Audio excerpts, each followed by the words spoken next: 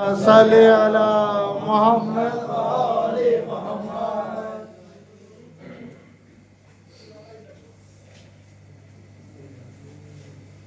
لا حول ولا قوة إلا بالله العلي العظيم. أعوذ بالله من الشيطان اللعين الرجيم. بسم الله الرحمن الرحيم. الحمد لله الذي كمال علمه وكمال نعمته برحمة للمؤمنين علي بن أبي طالب.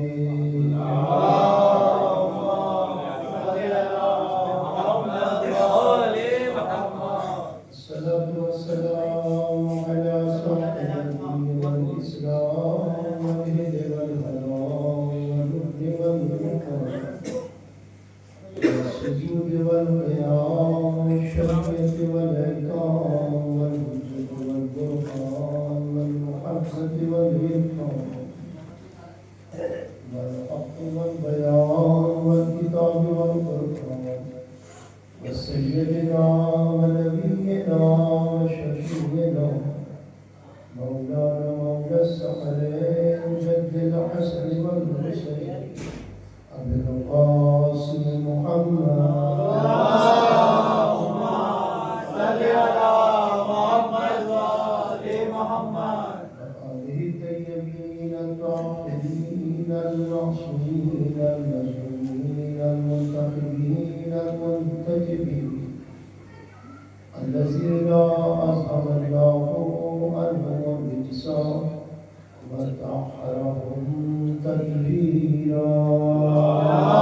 اللهم صل على محمد وآل محمد. ولعنة الله على أعدائهم وقتلتهم وغاصبي حقوقهم ومنكر فضائلهم ومصائبهم وشجاعتهم وسخاوتهم وطهارتهم وولايتهم وفضيلتهم لا تشهد عهدهم من يومنا هذا إلى قيام الدين. أما بعد فقد قال الله تبارك وتعالى في محكم كتابه وأحسن كتابه. بسم الله الرحمن الرحيم. إنا علينا الهدى وإنا لنا للآخرة والأولى. اللهم صل على محمد وآل محمد. أرباب دانش صاحبان شعور و فہم، آج کی مجلس باب الحوائج موسیٰ بن جعفر علیہ السلام ہمارے اور آپ کے ساتھ میں مولا امام موسیٰ کاظم علیہ السلام کی شہادت میں، اور آج امام کی شب شہادت ہے. خانہ غیب خاندان عصمت و طہارت کے لیے بڑا ہی غم و اندوہ کا روز ہے، اور یہ شب بھی بڑی غم کی شب ہے. اس لیے ہم ابتدائے کلام اور آغاز گفتگو میں اپنے وقت کے امام کی بارگاہ میں ان کے جد امجد کی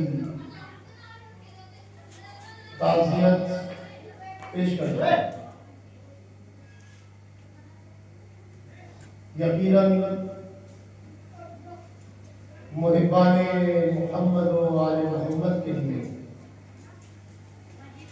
یہ شب یہ غم سے بھری شب ہے. یہ شب غم و اندوہ کی شب ہے. ہمارے اماموں کو بڑے ہی ظلم و جفا سے شہید کیا گیا ہے، اور ان شہادتوں میں امام حسین کاظم علیہ السلام کی شہادت بڑی ہی سخت شہادت ہے۔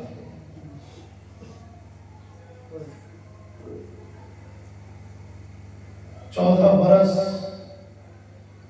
جس نے اپنی حیات کے قید خانے میں گزارے ہیں، اس کی اولاد، ان کے بچے، ان کی بچیاں، کیا درد، کیا علم، کیا مصیبت، کیا احساس غم۔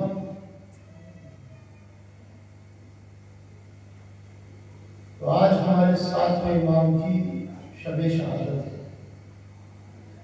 مختلف مقامات پر امام کی شہادت کی مجالس برگزار ہو رہی ہیں، اور اس کے ساتھ ساتھ خصوصاً شہر بغداد ایک خاص اہتمام ہے زائرین امام حسین کاظم علیہ السلام۔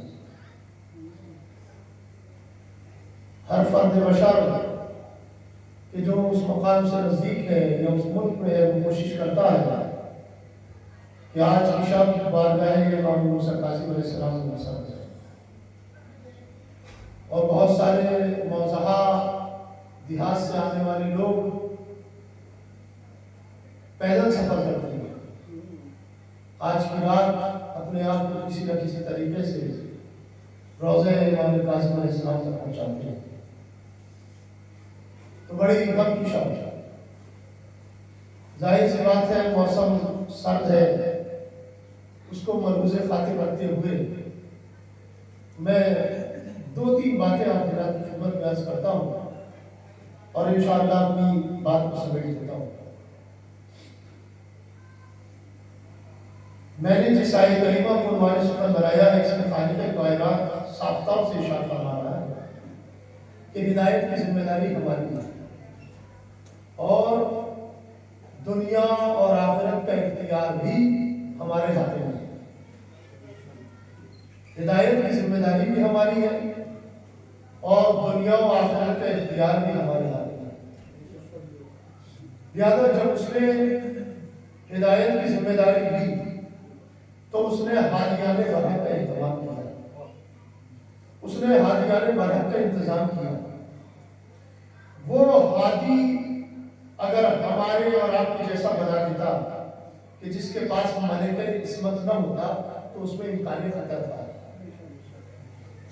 اور وہ افراد کے جو ایک نمائندہ الہی کو تسلیم کر رہے تھے، مان رہے تھے، تو ہر مقام پر یہ شائبہ تھا کہ یہ جو گفتگو ہے ہو سکتا ہے کہ اپنی طرف سے ہو سکتا ہے کہ اپنی طرف سے کہہ دیا، ہو سکتا ہے اس میں کوئی اور وسوسہ ہوگا، یہ ہمارے لیے راہ نجات نہ ہو بلکہ دوسری راہ اختیار کرے، یہ امکان پایا جاتا تھا۔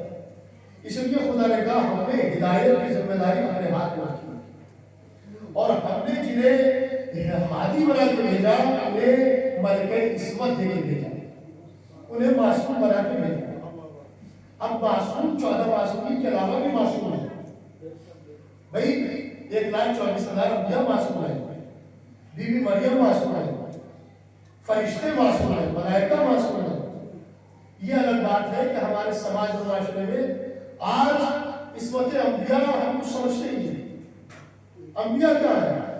اکثر ہماری شاعری میں انبیاء کا قد بالکل نیچا کر دیا جا رہا ہے، انبیاء کا کوئی قد ہی نہیں ہے، انبیاء کا جو قد ہے اس کو بالکل نیچے کیا جا رہا ہے، جبکہ انبیاء معصوم ہیں، رہبران الہی ہیں، ہادیان برحق ہیں، پروردگار کی طرف سے بھیجے ہوئے انبیاء ہیں، ان کے پاس ملکہ عصمت ہے۔ یہ الگ بات ہے کہ عصمت کی جب آپ تقسیم کریں گے تو جو عصمت 14 معصومین کے پاس ہے وہ عصمت نہیں ہے، لیکن ہے معصوم، تو پروردگار عالم نے یہ ہدایت کی ذمہ داری اپنے ہاتھ میں رکھی، اور دنیا و آخرت کا اختیار بھی اپنے ہاتھ میں رکھ دیا۔ ہدایت کی ذمہ داری ہماری ہے، ہم ہادی بھیجیں گے، تم بعد میں آؤ گے، ہادی پہلے آئے گا۔ ہم تمہیں بعد میں بھیجیں گے، ہدایت کا انتظام پہلے کریں گے۔ ہم ہادی پہلے بھیجیں گے، لہٰذا اس نے ہادی پہلے بھیجا۔ ہم کھڑے ہو کر اس کے سامنے کہہ نہیں سکتے کہ ہمارے پاس ہادی نہیں تھا، رہنما نہیں تھا، اس لیے ہم راہ مستقیم اور راہ ہدایت اختیار نہ کر سکتے۔ سوال ہوگا تو کہا جائے گا کہ ہم نے ہادی کا انتظام کیا تھا، تم ہادی تک پہنچے کیوں نہیں؟ منزل ہادی اور راہ ہادی اختیار کیوں نہیں کی؟ آپ کیوں نہیں آئے وہاں؟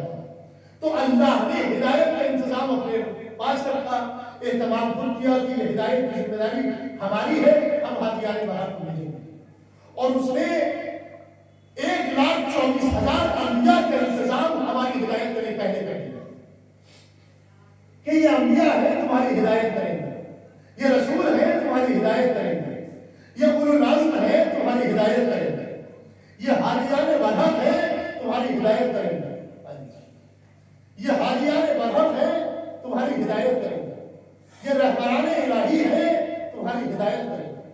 تو اس نے انتظام پہلے کر دیا اور انتظام کر کے ہمارے لیے یہ اعلان کر دیا کہ دیکھو تم بعد میں آؤ گے، ہدایت کا انتظام ہم نے پہلے کر دیا۔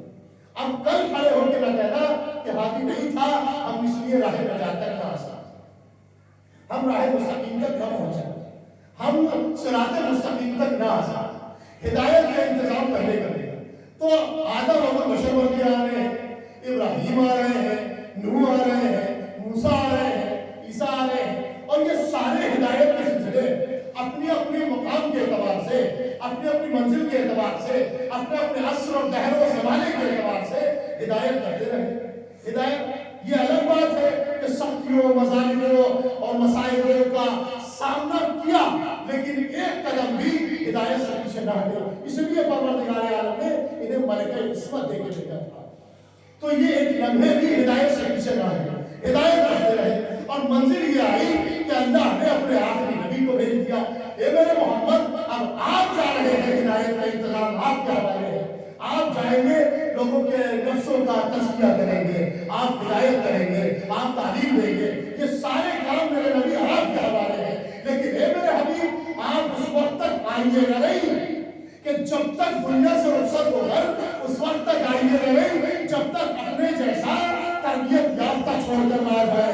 اگر آپ نے ایسا کیا تو سمجھ لیجئے کار رسالت کا کوئی کام انجام نہیں دیا، لہذا اپنے جیسا تربیت یافتہ چھوڑ کر آنا۔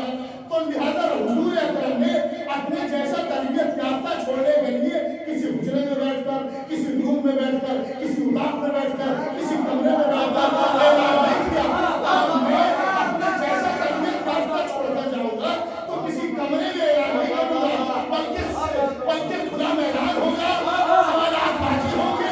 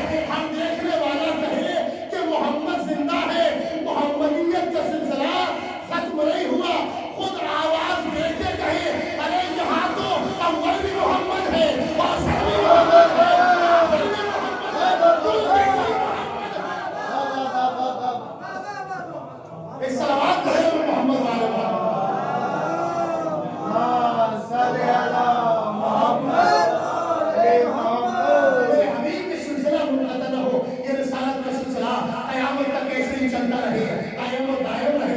ہاں ہدایت کوئی آسان مسئلہ نہیں ہے، اب بہت ہی بڑا مسئلہ ہے ہدایت۔ آسانی جتنا آج ہم نے اور آپ نے اس ہدایت کے مسئلے کو آسان بنا دیا، یہ ہدایت کا مسئلہ آسان نہیں ہے کہ ہم نے اتنا آسان بنا دیا کہ ایسے کو بھی ہم نے حادی سمجھ لیا کہ جسے دنوں میں تمیز نہیں ہے، بدھ کا دن ہے یا جمعے کا دن ہے، ایسے کو حادی بنا دیا جسے رکعتوں میں تمیز نہیں ہے، 2 رکعت ہے یا 4 رکعت ہے، ہم نے ایسے کو حادی بنا دیا کہ جسے سورہ بقرہ پوری زندگی ہو گئی مگر حفظ نہ ہو سکا، ایسے کو حادی بنا دیا۔ لیکن جب ہم نے حادیات برحق کی طرف نگاہ کی تو ہم نے دیکھا فضیلتوں کا فاتح مارتا ہوا سمندر، علم کا بحر بے قرار اور کمالات کے مقصد، ہم نے دیکھا کہ وہ کمالات کے مقصد، وہ مرتبہ عالی، کمالات اور منزل کے عالی، مرتبے کے عالی۔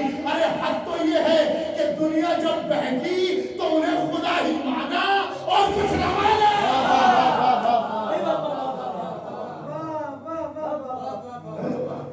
یہ حادیان برحق، ان کا خدا نے انتظام کیا، ان کا خدا نے اہتمام کیا۔ یہ حادیان برحق آئیں گے، تمہاری ہدایت کریں گے، یہ بتائیں گے کہ بندگی کیا ہے، یہ بتائیں گے کہ عبادت کیا ہے، یہ بتائیں گے کہ صبر کیا ہے، یہ بتائیں گے کہ تقویٰ کیا ہے، یہ بتائیں گے کہ ریاست کیا ہے، یہ بتائیں گے کہ فرض کیا ہے، یہ ساری چیزیں تمہیں بتائیں گے۔ اور اس منظر سے اب جب میں بات میری آ گئی ہے تو میں ایک واقعہ آپ کی خدمت درج کرتا ہوں۔ حضور یہ بتائیں گے کہ بندگی کیا ہے۔ حضور اکرم جب اس دنیا میں آئے تو سب سے پہلے آتے ہی اللہ کے رسول نے سجدہ کیا زمین پر، آتے ہی سجدہ کیا، اور خود مولا کائنات امیر المومنین علی بن ابی طالب جب خانہ الہی میں آئے تو آتے ہی مولا کائنات نے سجدہ کیا۔ یعنی ہر معصوم جب آتا تھا تو پہلے پروردگار کو سجدہ کرتا تھا، اور یہ منزل یہاں تک پہنچی کہ جب ہمارے اور آپ کے ساتھ مولا امام موسیٰ کاظم علیہ السلام جب اس دنیا میں آئے تو مولا نے بھی آتے ہی سجدہ کیا زمین پہ، اور سجدہ کر کے بتایا کہ دیکھو ہم کسی سے سجدہ سیکھنے اور سکھانے کا سیکھنے سکھانے کا محتاج وہ ہوتا ہے کہ جس کے کام میں ابتدا ہوتی ہے، جس کے کام میں آغاز ہوتا ہے، جس کا کام شروع ہوتا ہے۔ ارے ہم عالم انوار میں تھے تو سجدہ کر رہے تھے، دنیا میں آ گئے تو سجدہ کر رہے ہیں۔ ایک صلوات پڑھیں محمد والے محمد صلی اللہ محمد والے محمد۔ ہم محتاج نہیں ہے کسی کے کہ ہمیں کوئی سکھائے گا، ہمیں کوئی بتائے گا، ہم وہاں سے سیکھے سکھائے ہیں، ہمیں سب بتا کر بھیجا گیا ہے، ہمیں کوئی سکھائے گا نہیں۔ قوت علم اور برداشت منزل کمال پتی حادیان برحق کی، محسوس کیا جملے کو آپ نے؟ قوت علم و برداشت منزل کمال پتی حادیان برحق کی۔ یہی وجہ ہے کہ راہ میں کانٹے بچھائے گئے مگر بخشش کی دعائیں کی گئی، ہاں پتھر برسائے گئے مگر رحمتوں کی دعائیں کرتے رہے، مال حسب کیا گیا، حق چھینا گیا مگر دعائیں دیتے رہے، ہاں اور دندان شکن کیے گئے لیکن دعائیں دیتے رہے، حلقہ خنجر چلائے گئے مگر دعائیں دیتے رہے، قید خانوں کی زندگی برداشت کی مگر اپنی زندگی میں پائے استقامت میں کمی نہ آئی، ویسے ہی سائے رحمت جیسے وہ رحمت للعالمین ہے اس نے ایسے رحمت بنا کر بھیجے تھے۔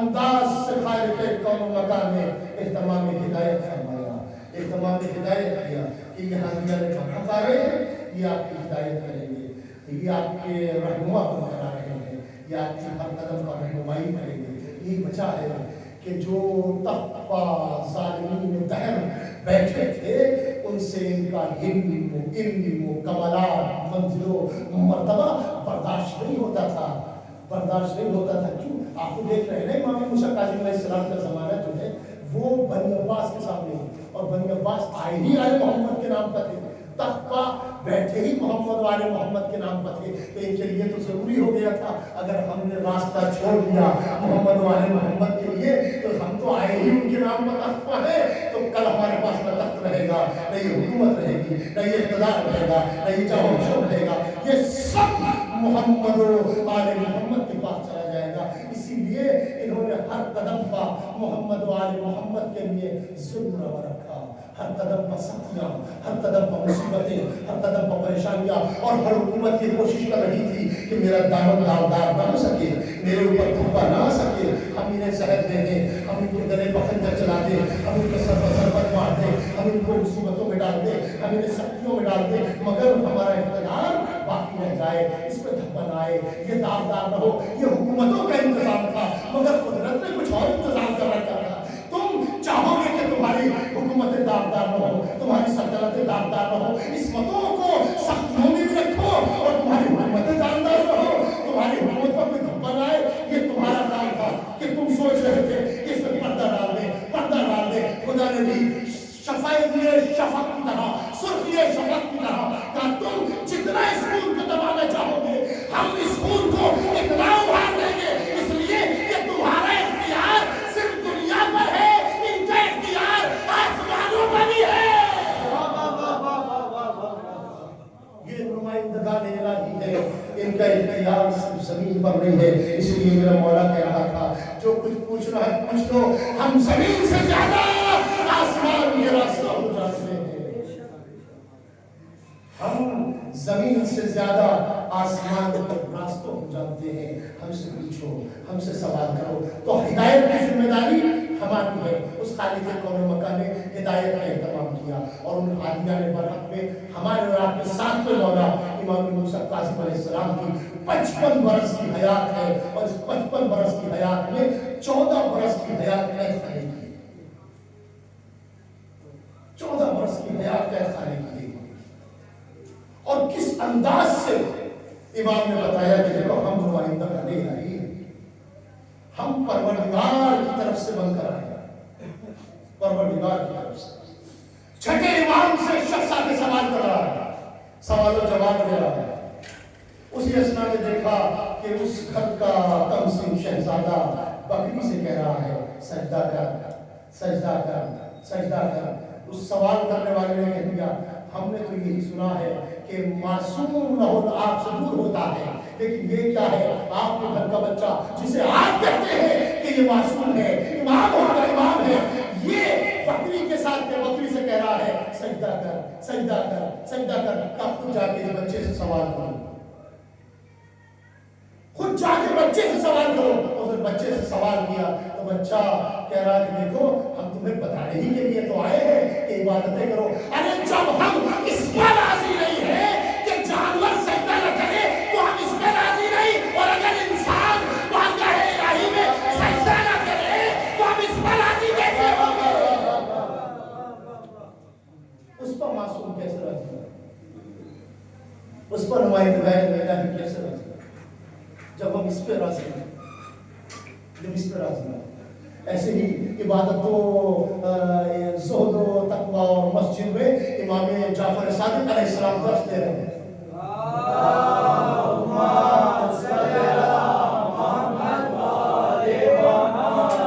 چھٹے امام درس دے رہے ہیں۔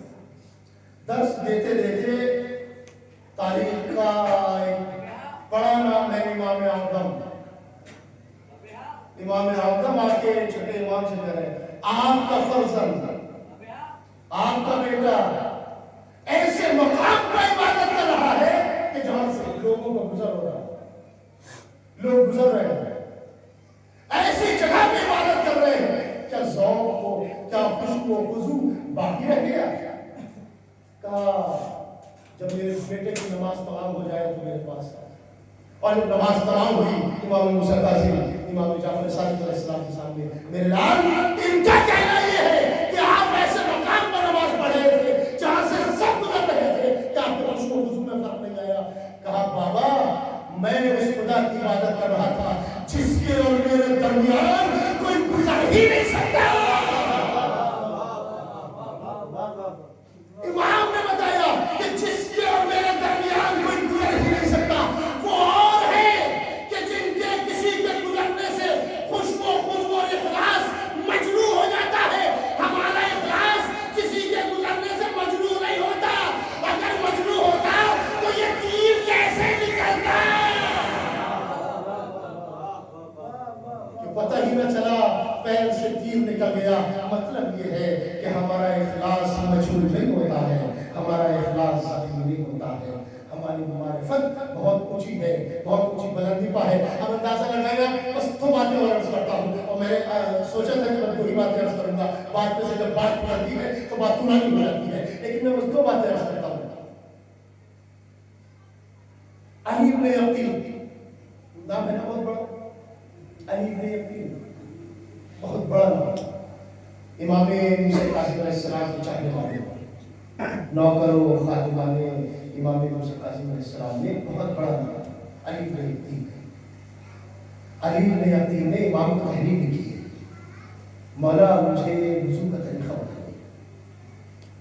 بحث ہوئی ہے, مولا نے جواب لکھا جیسے آپ کی سرکار وضو کرتی ہے نا بالکل ایسی وضو کرو. سرکار کا وضو وہی سرکار والا وضو کرنا. تھوڑا دیکھ کے حیران تو ہوئے کہ مولا نے کیسے جواب دیا, مگر چونکہ مطمئن تھے امام نے فرمایا تھا لہذا میں نے اسی انداز سے بات کرنا شروع کیا. ادھر کسی نے بادشاہ سے کہا کہ صاحب وہ تو اپنے آقا ان کو مانتے ہیں اور انہی کے انداز کا وضو کرتے ہیں, انہی کے انداز کی عبادت کرتے ہیں.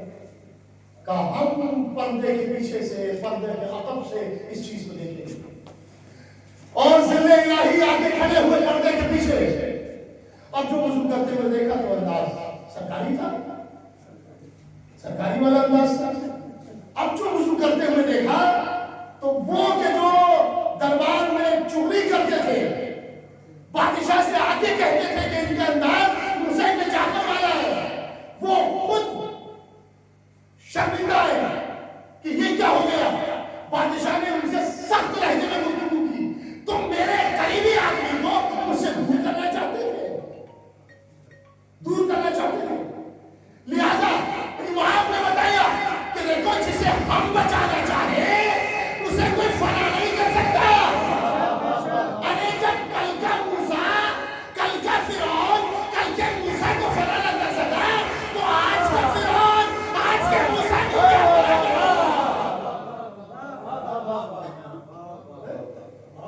جب کل کا نہ کر سکا تو یہ آج کا کیا فنا کرے گا, آج کا کیا بتائے گا. اور اب امام نے تحریر واپس کی تھی. اب وہی کہ جو سیرت محمد و آل محمد ہے, طرز محمد و آل محمد ہے, نہج محمد و آل محمد ہے, علی بن یقین اسی انداز پر وضو کرنا. چونکہ امام دیکھ رہے تھے کہ اب خطرہ برطرف ہے. بادشاہ نے خوش ہو کر ایک خلعت فاخرہ, ایک بہترین لباس, شاہانہ لباس علی بن یقین کو تحفے میں دیا. علی بن یقین نے دیکھا کہ بڑا شاہانہ لباس ہے, بہت ہی اچھا لباس ہے, لہذا میں امام کو تحفے میں دے دوں. اس کو روانہ کر دیا امام کے پاس کہ وہ امام کے پاس پہنچ جائے. امام کے پاس وہ تحفہ پہنچا, امام نے تحریر کے ساتھ اسے واپس کر دیا. کہ اسے رکھو علی بن یقین, یہ تمہارے کام آئے گا. واپس آ گیا.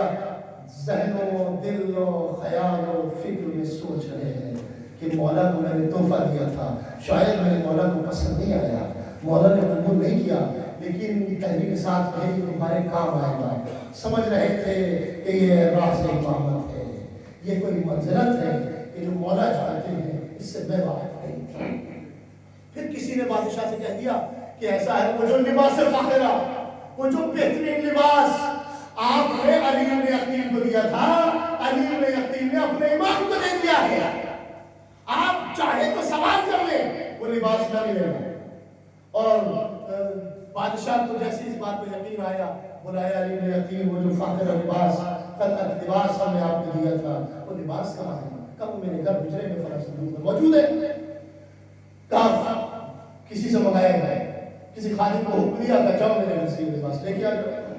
وہ گھر پہنچا، اس نے صندوق کھولا، وہ لباس نکالا، لیکن دربار میں آ گیا. کہا یہ وہی لباس ہے، بادشاہ کے سامنے رکھ دیا. اب سمجھے علی بن یقین بھی کہ مولا نے کس لیے اس لباس کو واپس کیا تھا. مولا نے علی بن یقین کو بچا کر بتایا کہ علی بن یقین تمہیں کیسے منصب پہ ہو، شیعوں کو بچانا تمہارا کام ہے، تمہاری حفاظت کرنا ہمارا کام ہے. علی بن یقین تمہیں کیسے منصب پر بیٹھے ہو کہ تم شیعوں کی حفاظت کرنا، ہمارے چاہنے والوں کو بچانا. تمہاری حفاظت ہم کریں گے، تمہاری حفاظت ہم کریں گے، تمہیں ہر قدم پر ہم بچائیں گے. ہاں امام دربار میں آ رہے ہیں. ایک شخص ہے جس کا نام ہے نقی انصاری. وہ کھڑا ہے کہ مجھے اجازت مل جائے دربار میں جانے کی، لیکن دربار ہے کہ جانے نہیں دیتے. لیکن اتنے میں دیکھا موسیٰ بن جعفر آئے، دربار میں گئے، اور چند دفعے کے بعد امام واپس ایسے کہا ان کے لیے تو کوئی کسی دربار میں روکا ہی نہیں کو. میں کتنی دیر سے کھڑا ہوں کہ مجھے دربار میں جانے کی اجازت مل جائے، اگر یہ واپس آئیں گے تو میں انہیں روک دوں. اور جیسے ہی امام واپس آئے اور امام چاہتے ہیں کہ اپنی سواری پر سوار ہو جائے، اس نے آگے بڑھ کے امام کے سامنے کھڑا ہوا اور کہا آپ کون ہے؟ کہا کس اعتبار سے جاننا چاہتا ہے؟ آپ کہاں کے؟ کہا اگر جاننا چاہتا ہے میں کون ہوں تو میں فرزند محمد ہوں. اور جاننا چاہتا ہے میں کہاں کا ہوں؟ جہاں سارا مسلمان سجدہ کرتا ہے نا، میں اسی جگہ کا ہوں. جہاں سب سجدہ کرتے میں اسی جگہ کا ہوں. اس نے جیسے یہ سنا فوراً پیچھے ہٹ گیا، راستہ چھوڑ دیا. امام چلے گئے. ارے امام تھے، یہ کیا امام کا راستہ روکتا جب کعبے کی دیوار آمد امام کا راستہ نہ روکتا. ایک سلوات پڑھنے پر محمد والوں اللہم صلی علی محمد وآل محمد. لہذا امام موسیٰ کاظم ہدایت ہے تمام ہماری ذمہ داری ہے کہ امام موسیٰ کاظم علیہ السلام 7 صفر 314 ہجری کو امام کیا امام دنیا میں، اور منزل حیات امام طیب ہے. لیکن زندگی کا ایک بڑا حصہ ہے امام کا کہ جو قید خانے میں زندان میں گزارا. وہ کہ جو ہر لمحہ دین و شریعت و اسلام کے لیے اپنے قدم اٹھا رہے تھے، مگر سختی حیات بہت برداشت،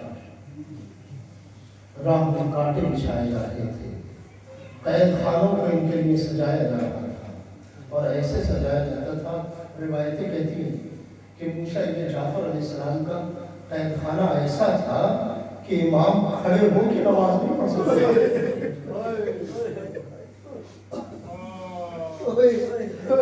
اس مجموعے میں اولاد امام موسیٰ کاظم نے محسوس کریے گا ذرا سا درد، بے کسی، الم، غربت، اس گھرانے کا مسائل کا ٹوٹنا، پہاڑوں کا ٹوٹنا، مثل پہاڑ مسائلوں کا ٹوٹنا. کیوں؟ انہیں کی جگہ ہے نا کہہ رہی ہے. اتنے مسائل مجھ پر ڈھائے گئے، اگر گروہ پر پڑھتے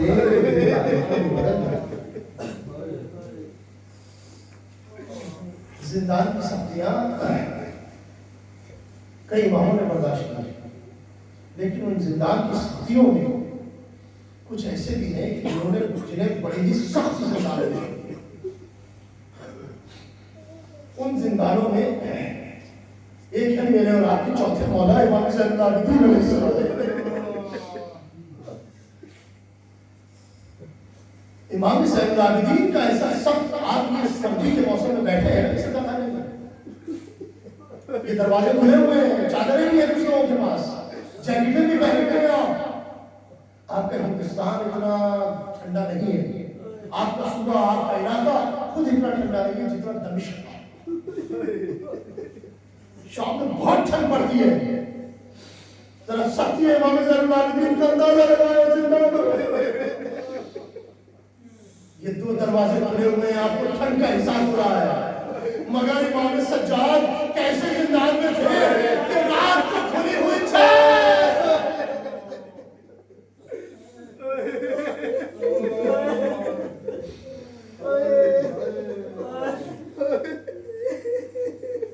بڑا سخت زندان ہے امام سجاد علیہ السلام کا، بہت سخت زندان۔ دوسرے وہ کہ جو اپنے بابا کے سیدھے پر سونے کے عادی اس کے لیے بھی یہی زندان ہے، بڑا سخت زندان ہے سکینہ کے لیے۔ اب تیسرا زندان میرے اور آپ کے ساتھ میں مولا موسیٰ ابن جعفر کو نماز پڑھنے کے لیے کھڑا ہونا چاہتے مگر کھڑے نہیں ہو پاتے۔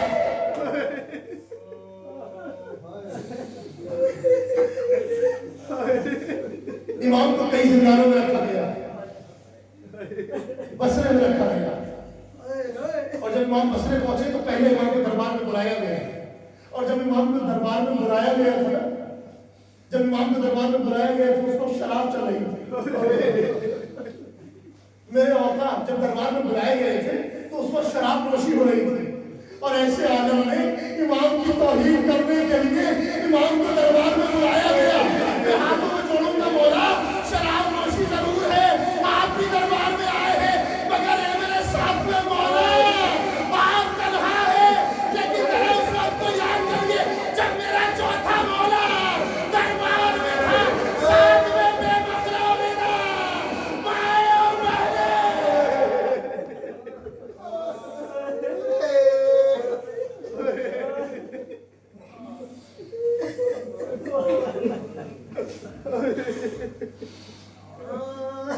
کسی چاہنے والے نے کہا کہ مجھے ایک مرتبہ میرے امام کا دیدار کرا دو۔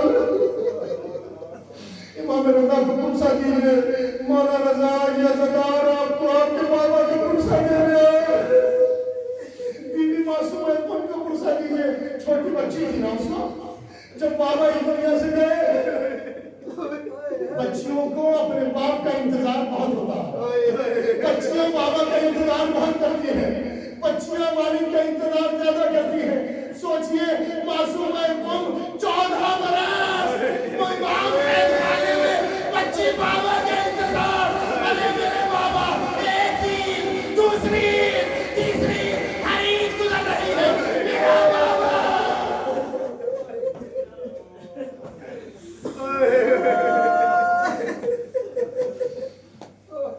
ابھی تو 2 جنازے ایسے ہیں کہ جو زندان ہی سے اٹھے ہیں۔ ایک جنازہ بی بی سکینہ کا ہے کہ جو زندان سے اٹھا، ایک جنازہ میرے اور آپ کے ساتھ میں مولا کا ہے جو زندان سے اٹھا۔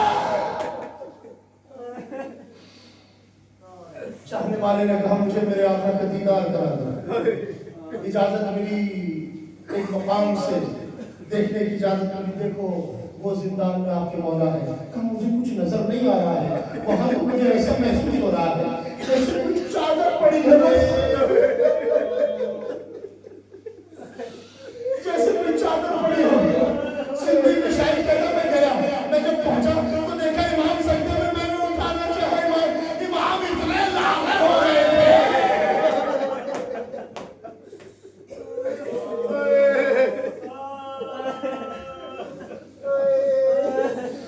بس ایک جملہ پڑھنا چاہتا ہوں، ورنہ مسائل اور پڑھتا ہوں، لیکن بس ایک جملہ پڑھنا چاہتا ہوں۔ پرسہ دیجئے معصومہ حکم کو، پرسہ دیجئے مولا رضا کو، پرسہ دیجئے امام زمانہ کو، مولا یہ زدار ہے میرے آقا پر میں بیٹھے میں مولا آپ کے جب کا پرسہ آپ کو دینے آئے، مولا پرسہ قبول کر لیں۔ بس ایک جملہ، کربلا کے بعد قید خانے کی منزلیں اماموں نے اٹھائی، قید خانے میں رہے مگر قید خانے میں امام رہے، لیکن قید خانے سے جب امام رہا ہوئے ہتکڑیاں اتار دی گئی، بیڑیاں اتار دی گئی، کمر کا لنگر جدا کر دیا گیا، گلے کا طاق ہٹا دیا گیا۔ کربلا کے بعد مولا سجاد بھی رہے اور اماموں نے سختیاں اٹھائی، لیکن مولا سجاد قید خانے سے گئے ہیں تو مولا سجاد کی ہتکڑیاں اتری، بیڑیاں اتری، حتیٰ نے امام کی بیڑیاں ہٹائی، ہتکڑیاں ہٹائی، کمر کا لنگر ہٹایا، گلے کا طاق ہٹایا، مگر ہاں میرا اور آپ کا ساتواں مولا جنازہ لا کے بغداد کے پل پہ رکھ دیا گیا۔ جب چادر کو ہٹایا تو ہتکڑیاں، بیڑیاں، کمر کا لنگر آج بھی یہ جگہ بغداد کے پل پہ جاتے ہیں، کریا کرتے ہیں، مولا آپ کا جنازہ اسی پل پر رکھا گیا، مزدور اٹھا رہے تھے، یہ رافضیوں کے امام۔